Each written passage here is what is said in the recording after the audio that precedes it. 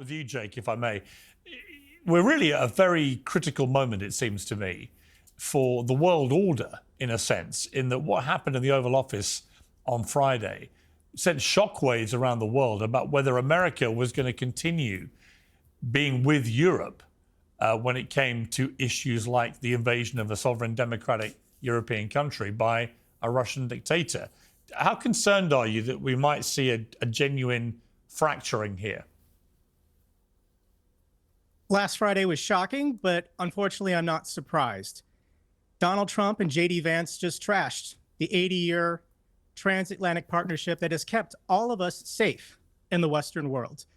And now all of our allies are asking, can we trust Donald Trump? Can we trust the United States? Are they a good faith partner? Canada is already preparing for the worst. And now all of our partners in Europe, as well as our partners in the Asia Pacific, Australia, New Zealand, the entire democratic world is wondering, will the United States honor their commitments? If a treaty has been signed by the US Congress, Donald Trump can't arbitrarily break it. That's in violation of federal and international law. But right now, Donald Trump says, I have the power to do whatever I want. I can make law. I can discern what the law is.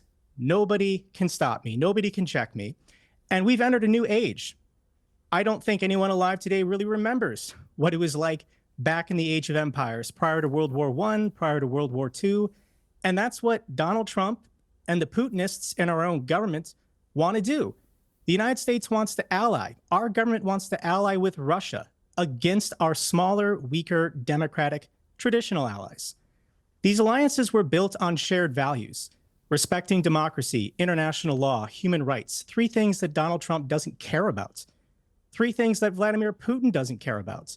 And if the American people don't rise up now and put a stop to this, then we're going to have a lot more wars. Okay. A lot more wars, as Xi wants to redraw the maps, Putin wants to redraw the maps, and Trump wants to redraw the maps. Okay. Andrew Wilson, your response to that? Yeah, so I mean, more panic mongering from the stupid leftists. So anything they can do to say, oh, Zelensky's a hero. This guy, by the way, in the paradox of freedom, who's pressing people into service in his country, don't want to go, while he's in a great battle for freedom. He went to the White House and completely embarrassed himself. He decided to have a massive argument in front of the American people, which should not have happened, in the middle of trying to get some type of peace treaty together on behalf of his own nation. Do leftists hold him accountable? Of course not. Instead, somehow, it's always Donald Trump's fault. By the way, this is our treasure, my money that's going over to Ukraine in order to fund this rapidly growing bloodbath that you so desperately want. Well, at the same time, you say, well, Andrew, don't you think that it's all because Putin is so bad? It's like, look, there's no good guys here. Stop pretending that I need to follow this dialectic that there's good guys who are involved in this. Ukraine was always a corrupt government.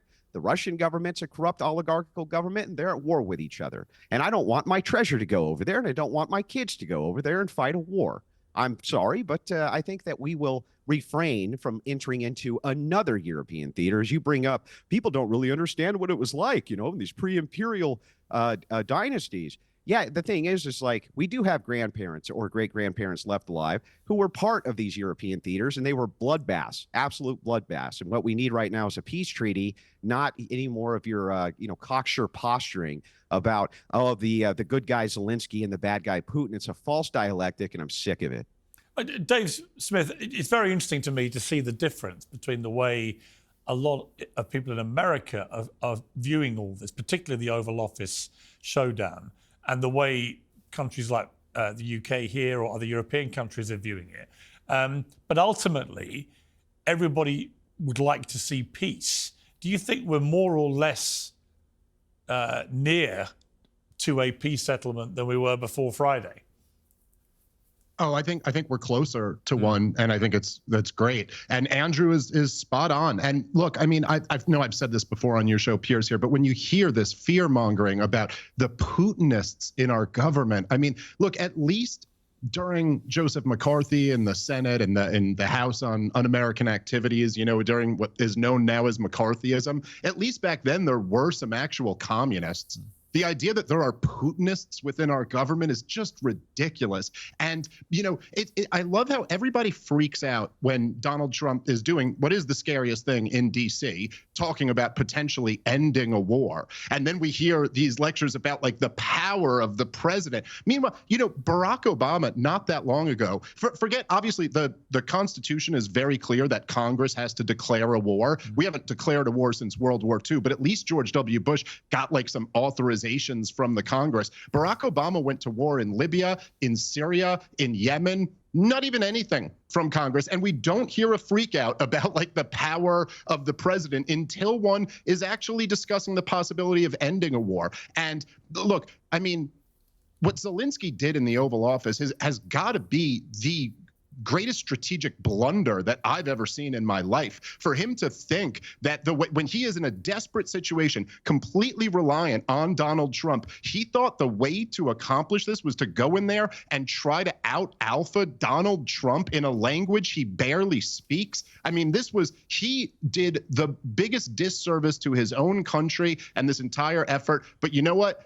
I'm fine with that, because the whole thing is that America was never supposed to be a global empire, and the American people don't want to be a global empire. We're supposed to be a constitutionally limited republic, and there is no such thing as a constitutionally limited world empire. We should get out of the empire business. It's been nothing but a disaster for the American people. Well, let me bring in Lieutenant General Ben Hodges, retired US commander in Europe. General, great to have you on Uncensored. You've heard there the conflicting views. From your perspective, with all your extensive military background, what did you make, first of all, of what you saw in the Oval Office on Friday?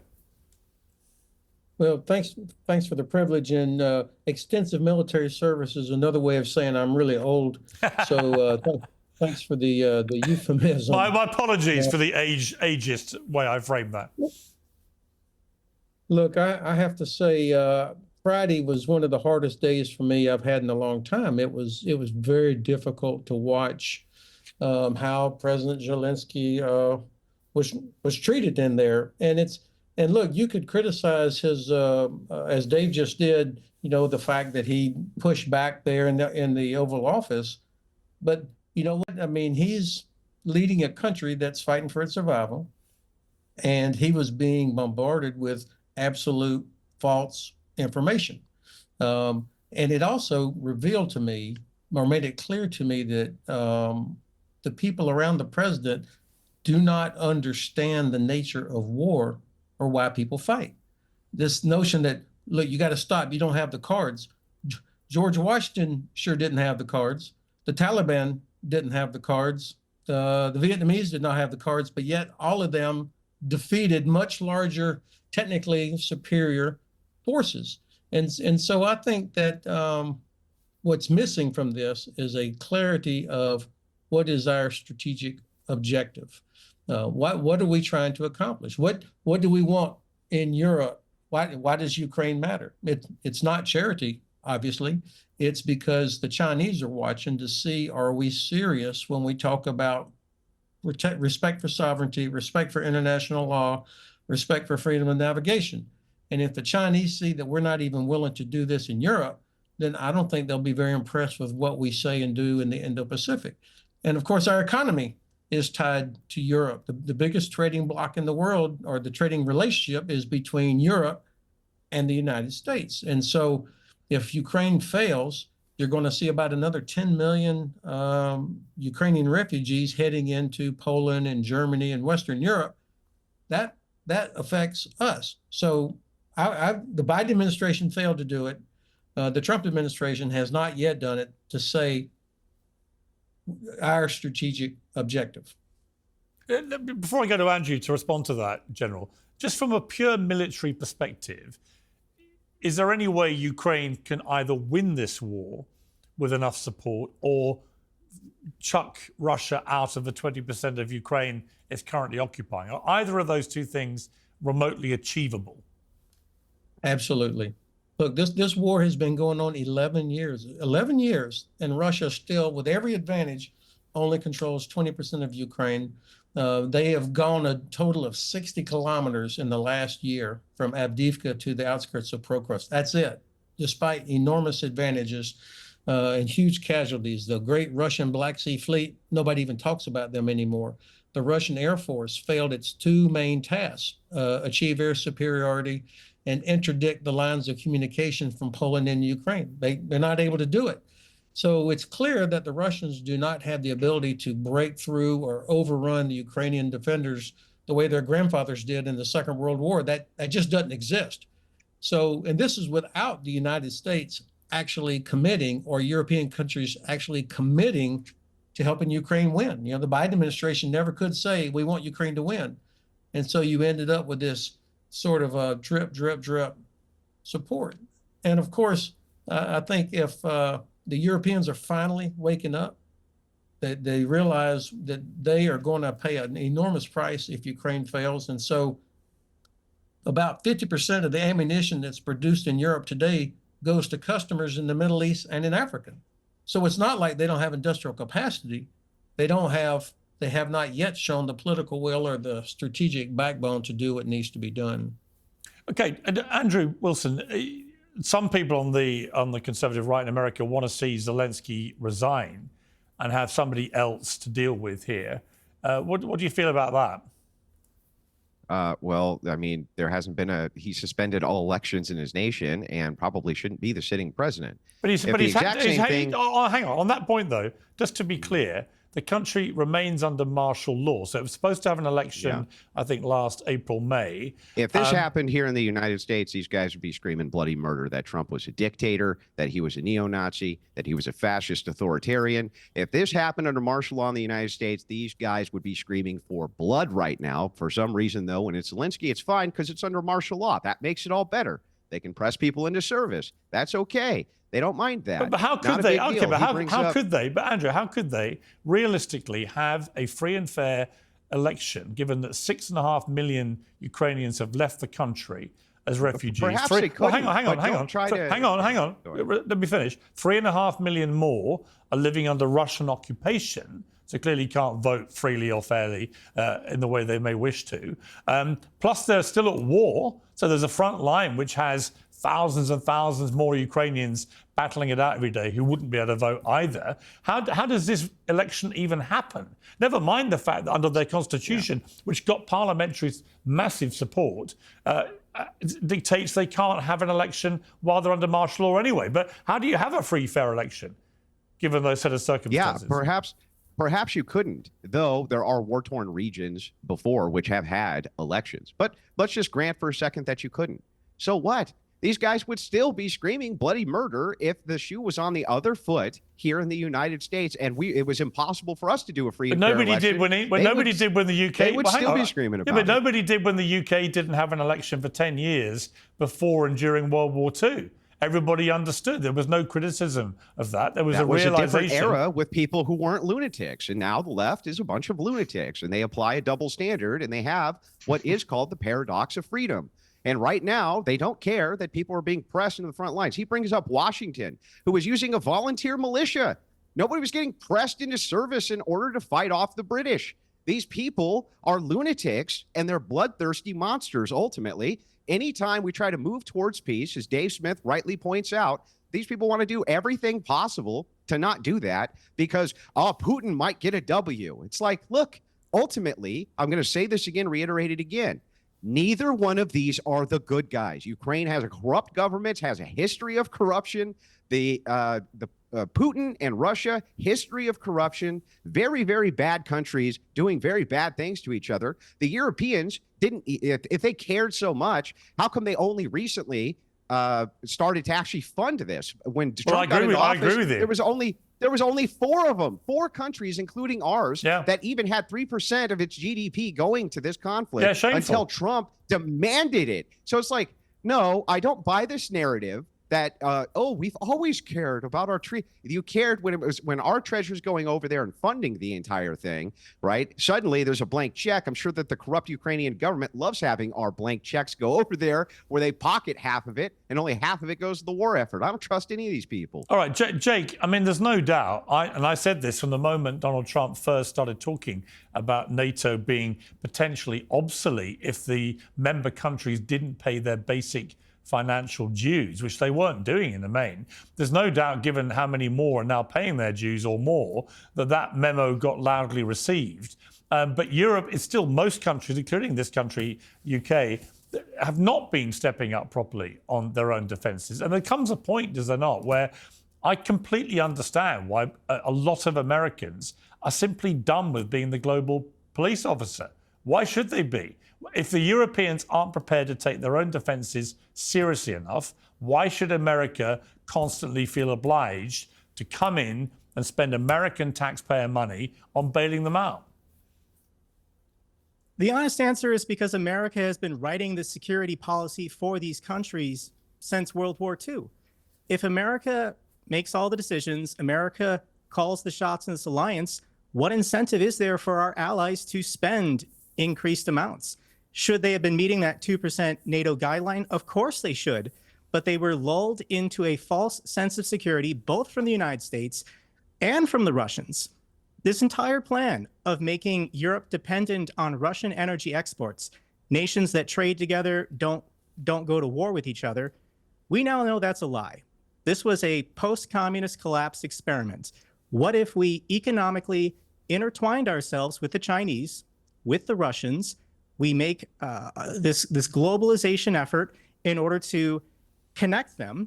That way, they won't want to risk their trade partners in order to go to war with their neighbors. And what we've learned in the last 3 years is that we were wrong. We never should have made our economy, our energy needs dependent on either the Chinese or the Russians, because they're dictatorships and they're authoritarians and they want to be empires. They want to invade their smaller, weaker neighbors or topple their governments, either create proxy states or redraw the maps.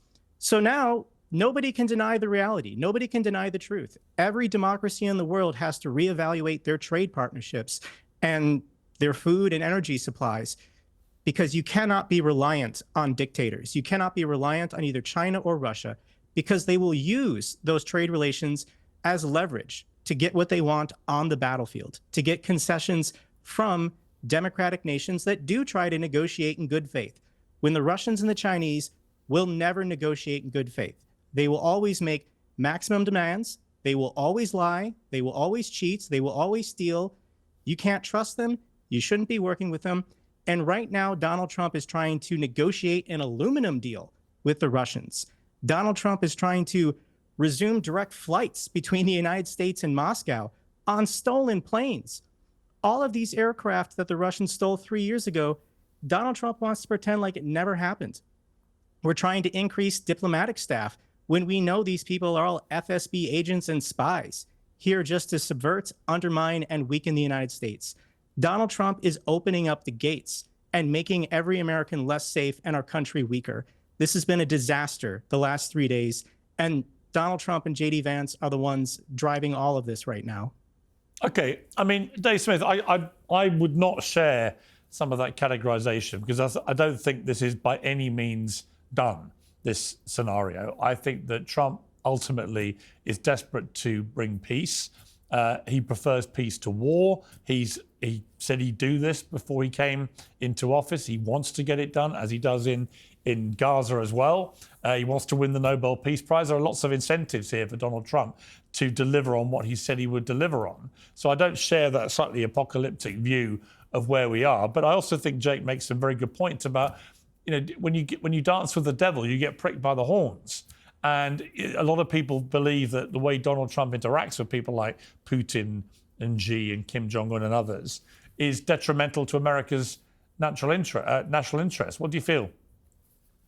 I mean, global politics always involves interacting with bad people, and it only seems like the propaganda about this, arises when it's somebody who we want to support a war against. There's how about the way we interact with the Saudis or the Israelis, for that matter? Look, the greatest thing that ever happened in the history of the world has happened over the last 30 years, and there's 1 billion people have been pulled out of extreme poverty, and a big part of that was because Richard Nixon went and talked to Mao Zedong, the most evil man who ever lived by the numbers.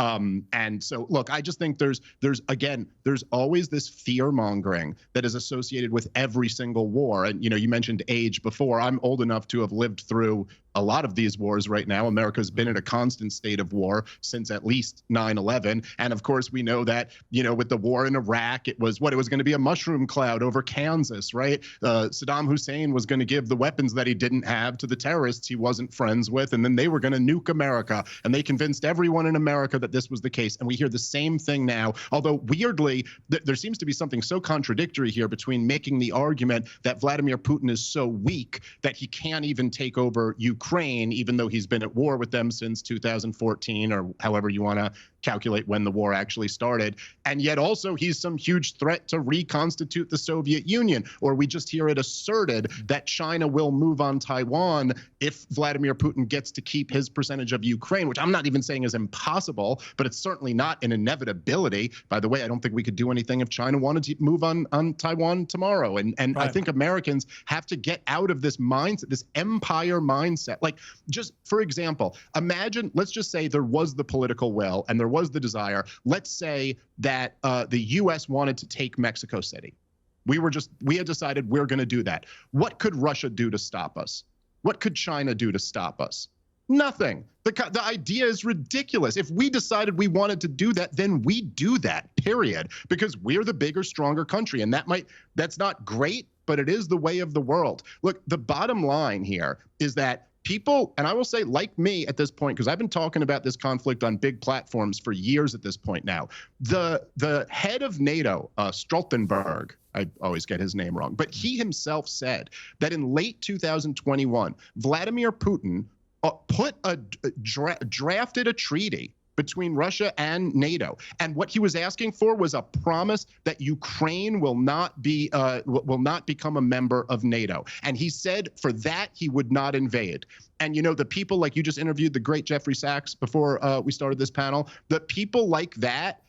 That's the deal we could have had if we had listened to people like that. And now, oh my God, wouldn't you give anything for that deal? Imagine you could have all of Ukraine, minus Crimea, under Ukrainian control, and all you had to give was a promise of not bringing Ukraine into NATO. Now, NATO's not even on the table anymore, and there's no way Ukraine's going to keep 100% of its geographic integrity from the beginning of the war. This is the reality of the situation. Governments are not perfect, and neither is ours, but peace is better than war. This war did not need to happen, and it's been an absolute disaster, worst of all for the Ukrainian people. On the issue of the election, I think it's worth noting, and I'll come to you, General, if I may, for a response to this, but Ukraine's parliament voted overwhelmingly to approve a resolution affirming the legitimacy of Zelensky's stay in office, asserting the constitutionality of deferring the presidential election while the country is at war. The 268 parliament members present voted unanimously to approve the resolution, while 12 other MPs were not present during the session. So that seems to me to be a very clear democratic mandate by the elected officials of Ukraine to endorse not having an election until the war is over. Well, some of us may not like the fact that Ukrainian martial law includes a suspension of elections, but that is the law. And so, and then the fact that the Rada made the decision to vote and give that sort of public endorsement, to me, that's compelling. Now, I do want to say, give Dave Smith credit. I finally heard him say something today that I agreed with. This war could have been avoided if we, the West, led by the United States, had responded appropriately after Russia invaded Georgia in 2008, if we had responded appropriately after they invaded Ukraine in 2014, and that's not a game. I mean, the whole world saw Russia invade Ukraine in 2014, and we did nothing when they jumped over the Obama red line in Syria. So this war is a result of failed deterrence, and trying to explain deterrence and spend money for deterrence is always a tough sell, because you have to convince taxpayers and voters and legislators of what the risk is and why you have to do it. That's hard, but it is much, much cheaper, obviously, to do that, to have successful deterrence, as we did for over 70 years after the Second World War, versus dealing with the failed deterrence we're dealing with right now. I think that for Andrew, I would just offer, as I'm pretty sure you know this, the amount of money, the 120 to 180 billion, depending on what you include in that amount, it's clearly not 350, but the amount of money that the United States has spent or contributed towards helping Ukraine, the overwhelming majority of that money was spent in the United States. It's not pallets of ammunition, of money that are loaded onto a C-17 and then delivered into Ukraine.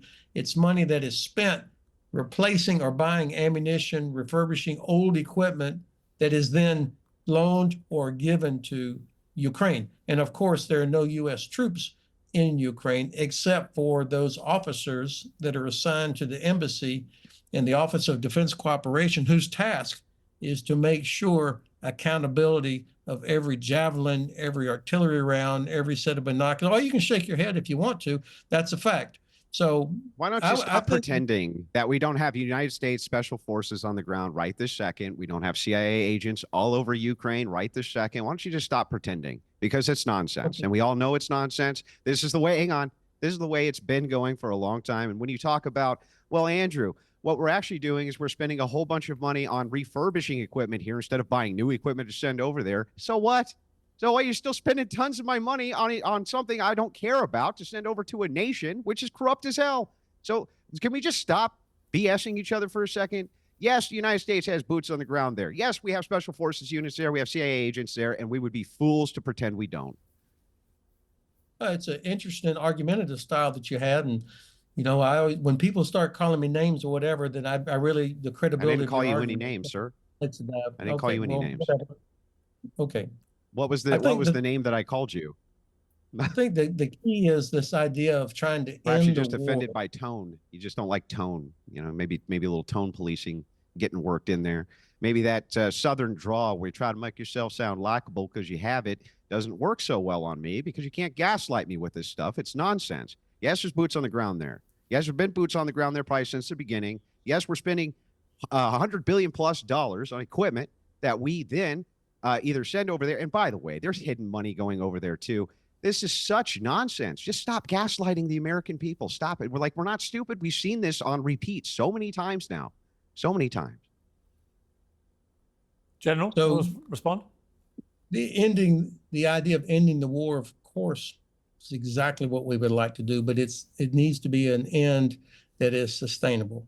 And I think President Zelensky understands that he can't just sign or accept an end to the war where Russia will wait for us to lose interest, because we always do lose interest, and then they pick right back up with a resumption of the conflict after we have left or turned our back. And so I think it's reasonable to expect the Ukrainians to want some sort of guarantee, whether that's continued aid, continued equipment, or presence. They haven't.